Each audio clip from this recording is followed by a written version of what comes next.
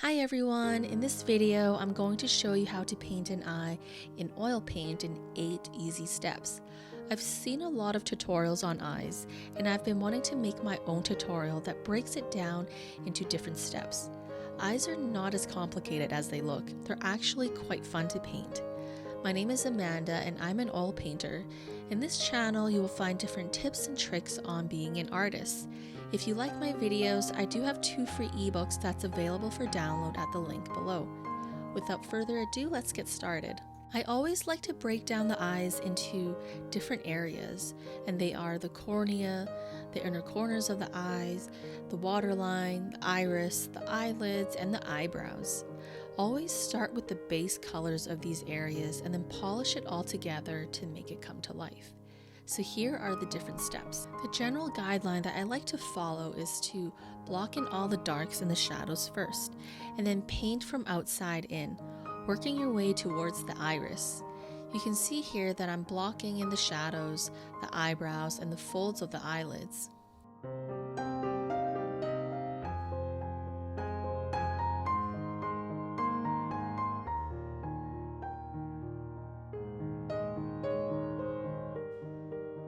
As I mentioned before, I like to paint around the iris, so making sure that everything around the iris is painted on before I work on it.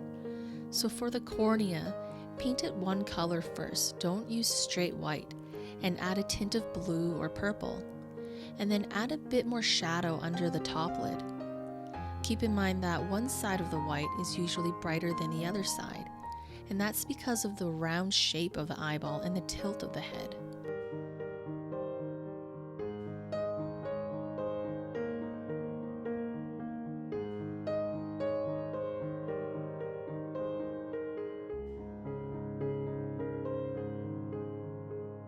The inner corner of the eye is usually a triangular shape in dark red, with a hint of white inside. That's the water reflecting the light. You can always add the highlight when you render though. The waterline is an off-white flesh tone. Using a very small brush, just paint the entire waterline this color. Make sure that it's a lighter color than the cornea because that sticks out of the eyes more and it's reflecting more light than the cornea. Now moving on to the iris. Choose a base color.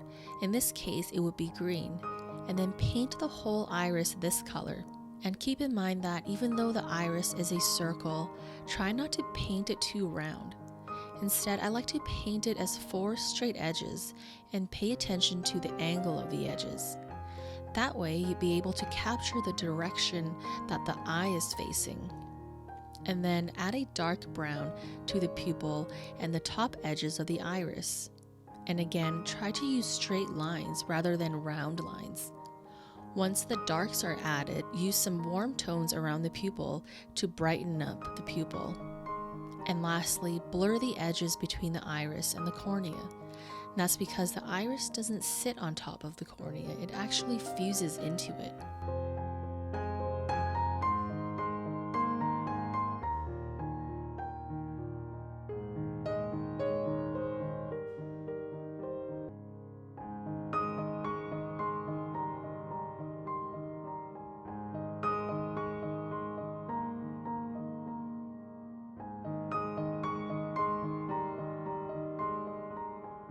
Moving on to the eyelids, refine the drawing with a small brush and paint the shadows a bit more vibrant using quinacridone violet, anthracnone red, and also some warm browns for the inner shadows of the eye. For the parts of the eyelid that stands out more, I'm using a flesh tone with transparent red oxide and cadmium orange. You'll notice that I'm not adding highlights yet. These are just my base colors. I'm going to come back and render the colors more once I have the whole eye covered.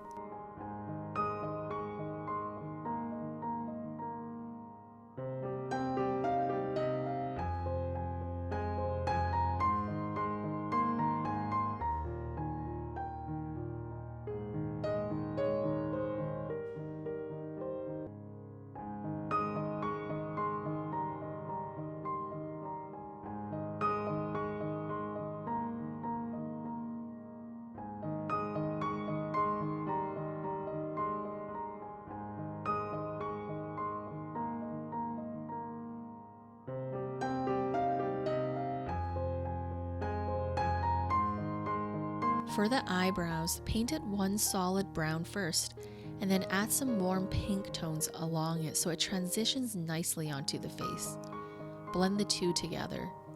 And then from here on, you want to work on areas of the face around the eyes to give your eyes as much perspective and value contrast as possible.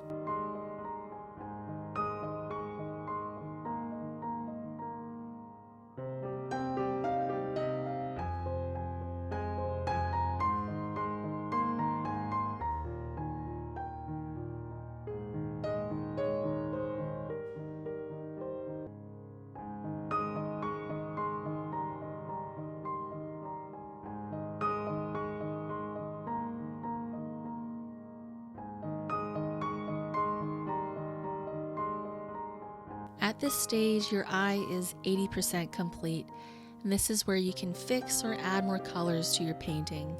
So use a dry brush and move the paint around and smooth out any brush marks so that the painting looks less messy.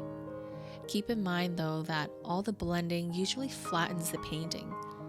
So when the picture is refined and I'm happy with it, I'm adding the highlights and midtones back into the painting. This is probably the best part of the painting.